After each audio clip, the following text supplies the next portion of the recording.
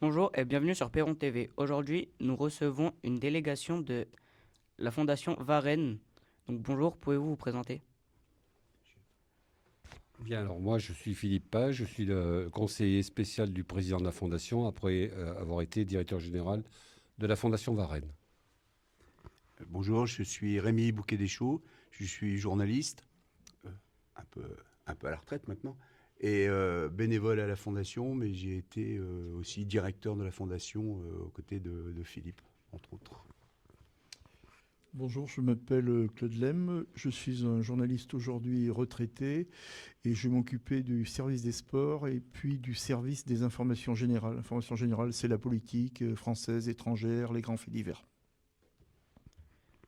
Donc vous êtes venu pour remettre un prix du concours Racontez-moi. Pouvez-vous nous expliquer pourquoi vous faites ce concours?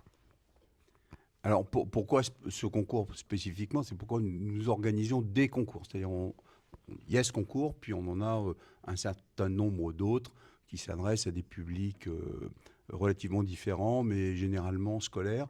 Celui-ci spécifiquement, c'est la deuxième année. On l'a un peu remodelé d'ailleurs par rapport à la première version. Et on tenait en particulier à ce que soient abordées deux choses. Un, la proximité, c'est-à-dire le lieu où l'on vit, et on rencontre des gens, voilà, raconter des histoires, ce que vous avez d'ailleurs très bien fait dans les reportages qui ont été rédigés et réalisés par votre collège. Et autre chose, on souhaitait que cette proximité soit aussi traitée sous l'angle du reportage, c'est-à-dire pas rester derrière son ordinateur, récupérer un certain nombre d'informations, ce qui est bien possible aujourd'hui, mais vraiment aller au contact des gens, voilà, c'est ça donc on a retravailler un peu le règlement pour vous demander d'aller sur le terrain. Voilà. D'accord.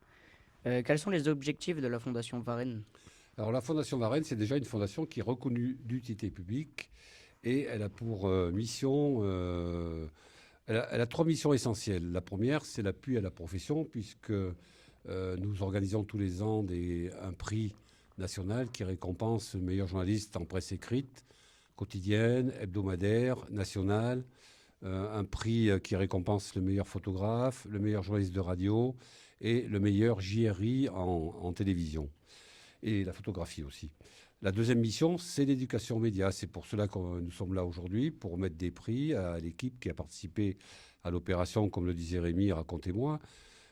C'est la mission la plus importante de la Fondation, puisque, comme disait Rémi aussi, c'est que les opérations, il y en a à travers le territoire. À une époque, on en faisait même à l'international.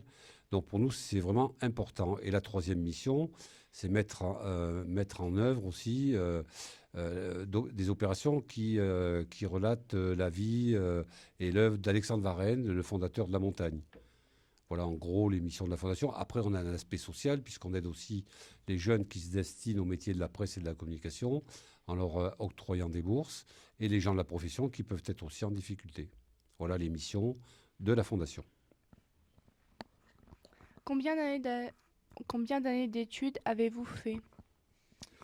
Moi, en ce qui me concerne, j'ai fait des études de lettres, donc je faisais une licence de lettres.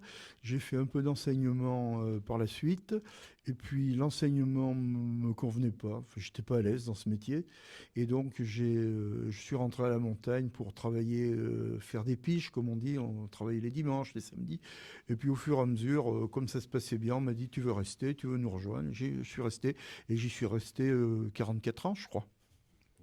Voilà. Mais en règle générale, aujourd'hui, pour être plus synthétique, on n'embauche plus de journalistes comme ça, par la bande, vous voyez. Aujourd'hui, tous les journalistes qui sont embauchés ont fait des écoles de journalisme, sont diplômés d'une école de journalisme. Des écoles qui sont assez sélectives maintenant d'ailleurs, hein. On n'y rentre pas aussi facilement que ça. C'est des études qui sont en 3-4 ans, hein, 5 ans. Ouais. Voilà, ça va au master, enfin, hein. Voilà, et donc tous les journalistes qui sont embauchés maintenant, les jeunes journalistes, ils sortent des écoles, hein. On n'y va pas en allant faire quelques remplacements le samedi, le dimanche, et puis on reste. Ça n'existe plus. Ouais, en fait, alors, moi j'étais dans ma vie antérieure de journaliste, j'étais aussi secrétaire général des rédactions du groupe. Et à ce titre-là, j'étais en relation avec toutes les écoles de journalisme et le recrutement notamment des étudiants. Alors maintenant, dans les bonnes écoles, je vais faire très court, il y a à peu près une centaine de formations au journalisme en France. Et il y en a 14 donc, qu'on appelle reconnus, c'est facile à se rappeler, et qui sont vraiment les très bonnes écoles avec des cursus qui sont très déterminés, c'est très sérieux. Et pour y rentrer, il faut déjà avoir une licence ou un master, c'est-à-dire 3 ou 4 ans pour présenter les concours la plupart du temps. Et derrière, on a grosso modo entre 2 et 3 ans d'études. Donc ça fait même plus, ça fait quasiment 7 ans. Je trouve que c'est beaucoup, mais bon, c'est comme ça aujourd'hui. Là, voilà. En quoi consiste votre métier? Mon métier de journaliste, Oui. on a la nuit là.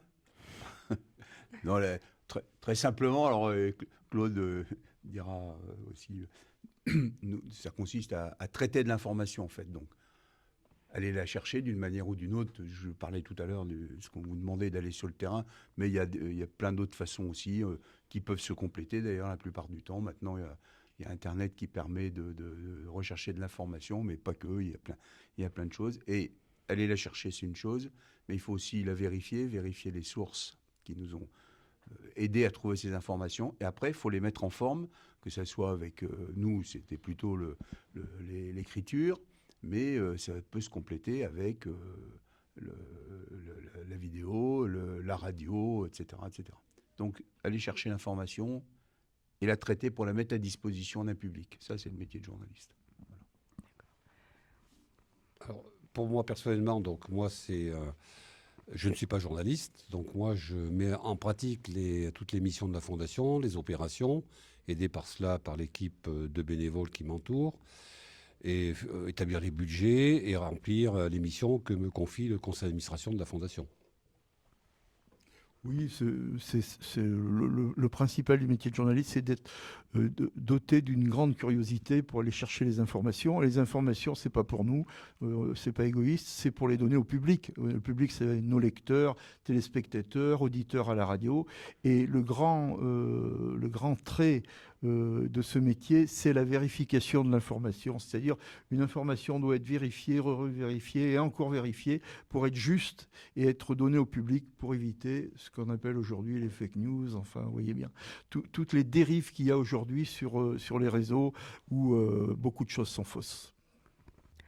On a travaillé tout au long de l'année sur les stéréotypes de genre. Vous, dans votre carrière, en avez-vous subi? Les stéréotypes en tant que garçon, pas vraiment, parce que c'était une profession masculine au début.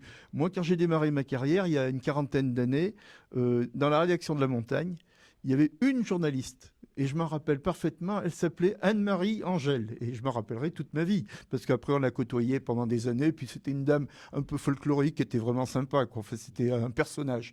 Une journaliste, vous vous rendez compte, on n'embauchait que des garçons, sur 150, hein, c'était à peu près ça. Et j'ai assisté au fur et à mesure du temps à l'arrivée des journalistes femmes. Et il y en a eu effectivement de plus en plus. Et aujourd'hui, on doit être à peu près à la parité. Vous voyez, hein, ça doit être à peu près la parité. Et pourquoi ça? Mais mon ami Rémi vous expliquera ça bien mieux que moi. C'est que dans les écoles de journalisme aujourd'hui, comme à l'école de la magistrature d'ailleurs, comme en faculté de médecine maintenant, eh bien, je sais pas un jugement de valeur, c'est juste du factuel, une constatation. Il y a de plus en plus de femmes. Et dans les écoles de journalisme, eh bien, les filles sont ultra majoritaires aujourd'hui. Elles sont ultra majoritaires. Alors, je tenterai une explication un peu iconoclaste qui est pas satisfaisante. Malheureusement, au fil du temps, la situation économique de la presse s'est beaucoup fragilisée. Avec Internet, les journaux se vendent moins, la télé se regarde moins, enfin voilà. Et donc, la situation économique de la presse se fragilisant, les salaires se sont fragilisés. Nos salaires, nous qu'on avait à une époque qui étaient des très bons salaires, sont devenus des moins bons salaires. Et les conditions de travail et les avantages accordés aux journalistes sont moins bons.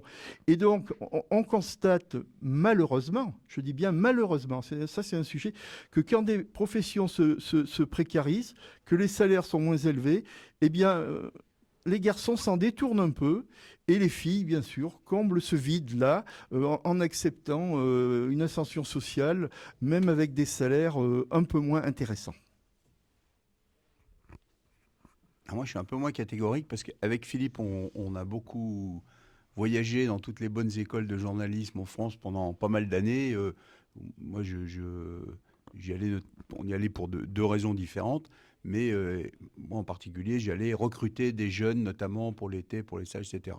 Et il y avait un phénomène, le phénomène de féminisation, on l'a vu arriver, mais on n'avait pas d'explication véritable qui tienne la route. C'était comme ça. Et même, je suis rentré un jour d'une de nos tournées en disant au directeur des rédactions, il y a des promotions, il n'y a que des filles.